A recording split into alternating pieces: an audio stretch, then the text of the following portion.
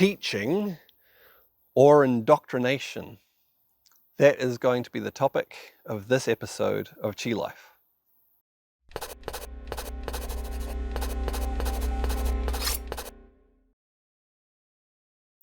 So there are different teachers out there teaching not just Qigong, other practices as well, who sometimes come to their way of teaching, their approach to teaching in quite different ways, and sometimes with quite different motivations behind that as well.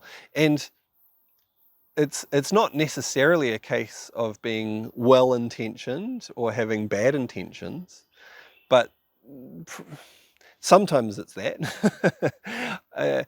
Often I think it's more a case of different worldviews. And so in this vlog, I'm going to give my worldview about some topics that relate to this, teaching versus indoctrination, which I recognize there's probably a lot of people out there who aren't going to agree necessarily with this. But certainly I hope quite a few who do as well. And maybe some people who haven't necessarily noticed this pattern of different approaches to teaching, and it will give them some clarity around that, or a starting point in noticing, observing these different approaches to teaching, and help them to navigate through that and find the kind of teaching that they want, which again, it might align with my worldview, or it might not. It might be that they're seeking something different, not what I offer. So, as I mentioned in the start of this vlog, basically what I'm going to talk about is a contrast between teaching and indoctrination. Now, in my view, teaching means to teach people things on I don't know what the best way to say this is, on an informational level, I suppose. So giving them knowledge, giving them guidance, giving them skills, experience, I suppose, that allows them to take that in and apply it to their own life experience according to their own desires. You're just giving them knowledge, skills, whatever it is, and then it's up to them how they use that, even what they think that means, right? That it's purely giving them tools, resources, information, knowledge that they can apply as they want. Indoctrination, on the other hand, is, it will involve giving people information and things like that and guiding them in different ways.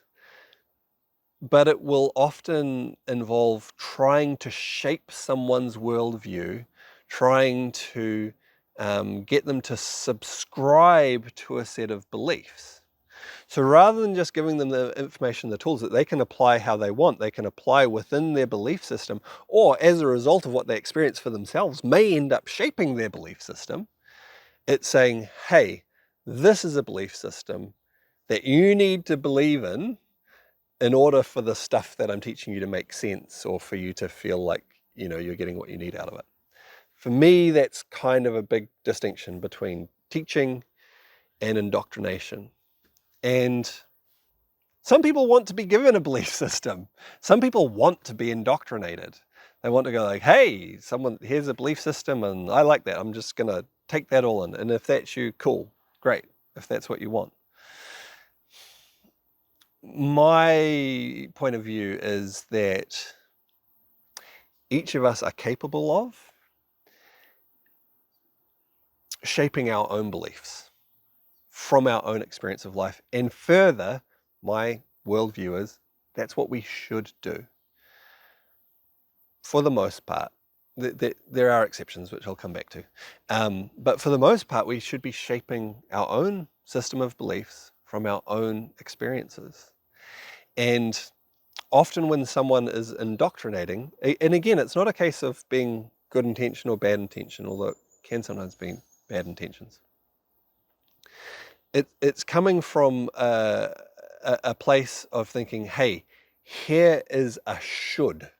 You should believe this. You should have, and therefore, everything will line up with this should, but it's not necessarily based on personal experience.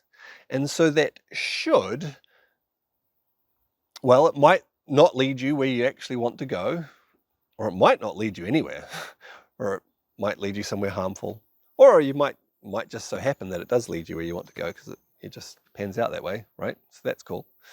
But there's a should, and often people teaching in this way, when they're well intentioned, they're teaching that because they believe it themselves, and so yeah, well intentioned, they believe it themselves, but they don't actually have experience of it themselves, and so they're just kind of hoping that this is the case, and then they're teaching other people to also follow along that same thing.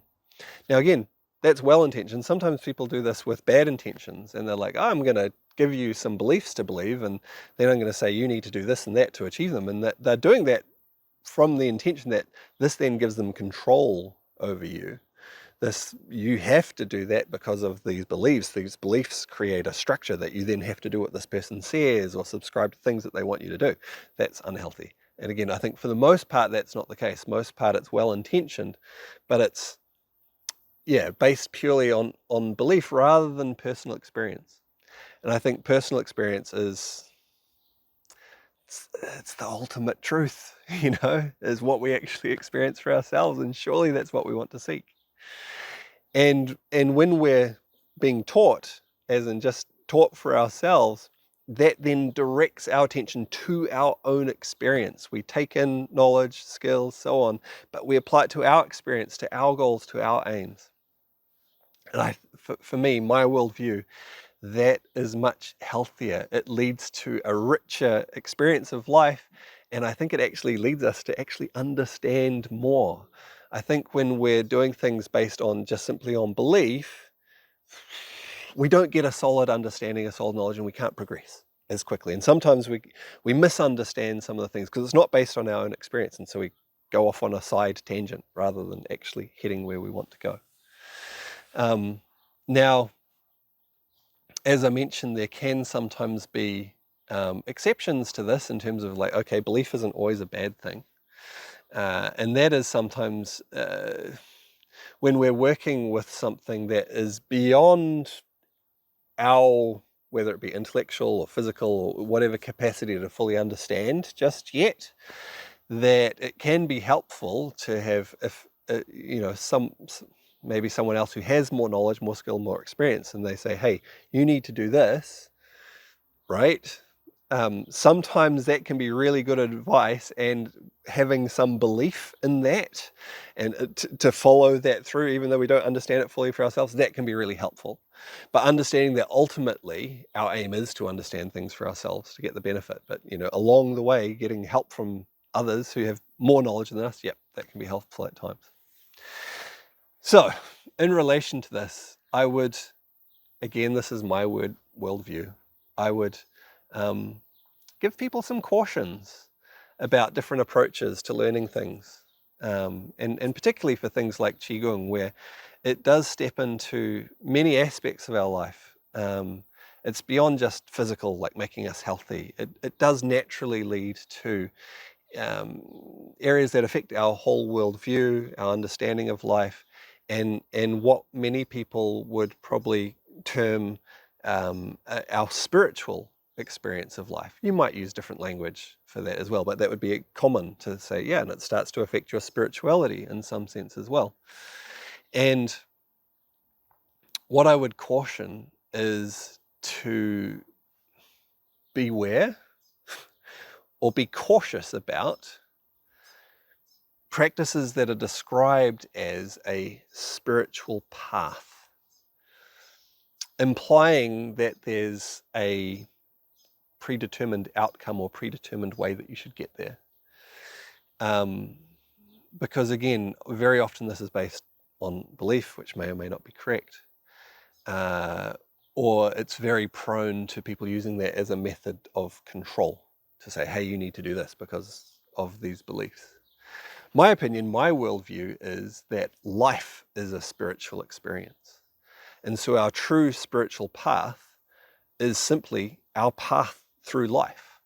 And as part of that, we can have all sorts of tools and practices and knowledge that can help us. But it's just a matter of understanding our own path through life, not some predetermined path from someone else, from a belief system that may be imposed. Another caution I would add is a caution about any type of approach or teaching which holds enlightenment as some type of status, yeah, which isn't too, well, depends how you look at different teachings. Some people definitely head in this direction. Others, you can talk about enlightenment not in that way. Enlightenment, what does it mean to be enlightened? It means to have light, to have understanding. That's a beautiful thing. That's a great thing. And ideally, throughout life, we'll gradually have more and more enlightenment as we go. We'll get more enlightened, we'll understand more. Great, beautiful.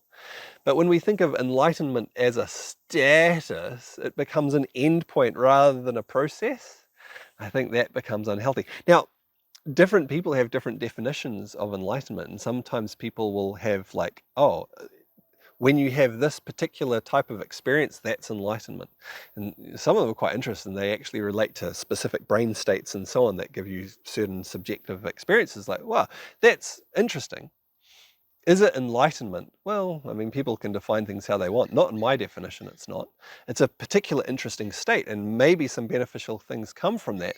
But it's still just part of the path of life. It might be something that's useful, that's beautiful along the way, but it's not an end point. And if you mistake enlightenment for an end point, or for being, or one of these particular states as being like, okay, that's it, this is the thing that I want. It's kind of like mistaking having a fancy car for being happy, right? Now, for some people, having a fancy car might be something that contributes them some degree of happiness along the way, along their path of life. But at the same time, it might not make them happy at all. You've confused things here, right? And these different states that people might achieve, it's like, yeah, it could be beneficial along the way, but it's not the whole point.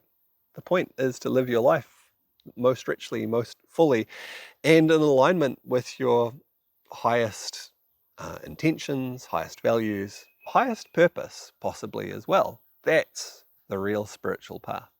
There was actually this is maybe a digression, it's relevant though. A book I read a long time ago, decades ago actually, and it was written by, he had been a monk of some sort and very deeply engaged in meditative practices. And he was a Westerner, and it was an East Asian tradition of some sort that he was practicing in. And he achieved enlightenment according to the traditions within that practice, in a particular state and experience with his brain and things that he experienced, which was amazing. It was recognized by others within this organization that he had achieved this, and this was this amazing thing. And then sometime after that, he had a nervous breakdown. And that made him really challenge some of his core beliefs, because it was like, well, but I'm supposed to be enlightened. How can I be having a breakdown? And that then helped him to see things differently in terms of, well, what did that state really mean? Versus what he thought it was, and to recognize that there's actually much more to life than experiencing these different states. There's something much, much more. Anyway, hopefully that's been interesting, given you something to think about. And again, there's some people who want to have a very set of beliefs. That's fine if that's you. That's cool. Not everyone has to have my opinion about things. For me, the purpose of practices, things like Qigong, to give us tools to experience our lives more richly in their fullness. And that can fit within any belief system that you have. Whether that be religious, whether it be something else, whether it be no particular belief system and just you're just curious about life. Qigong can be really valuable to give you tools, give you understanding along the way. All right. Yeah, if you've enjoyed the vlog, please like, comment, subscribe, share, all those good things. And I look forward to seeing you on another one soon.